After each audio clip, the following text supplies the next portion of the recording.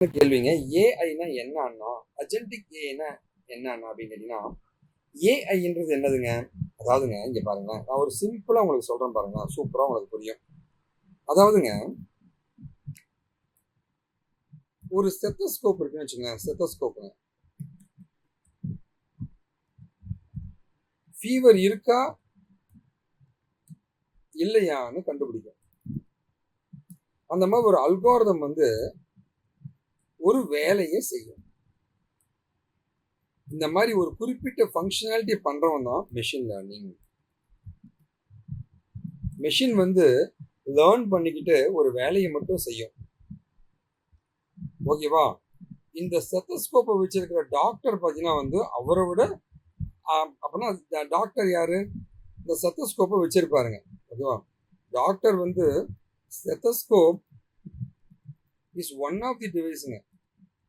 அப்படின்னா வேற எல்லாம் நிறைய வச்சிருப்பாரு அண்ணா. ஆமா, நிறைய வச்சிருப்பாரு. அந்த மாதிரி பார்த்தீங்கன்னா வந்து டேட்டா அனலிசிங்,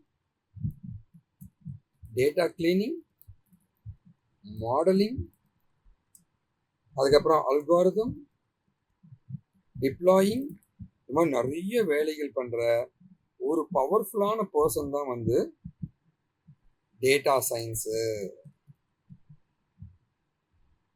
ஒன்னுல தம்பி, ஸ்டெத்தோஸ்கோப் வந்து மெஷின் லேர்னிங்கு, அதை வச்சிருக்க டாக்டர் வந்து டேட்டா சயின்ஸு.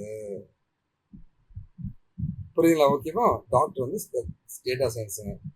இந்த மாதிரி பார்த்தீங்கன்னா வந்து ஒரு ரொபோட்டிக் டாக்டரை உருவாக்கினா அதுதான் ஆர்டிஃபிஷியல் இன்டெலிஜென்ஸ், ஏஐ. இந்த மாதிரி நிறைய ரொபோட்டிக் டாக்டரை உருவாக்கி யாரு எதை பண்ணணும் அப்படின்னு கண்ட்ரோல் பண்ற ஒரு கான்செப்ட் தான் அஜென்டிக் ஏஐ ஏஜென்ட்ஸ்.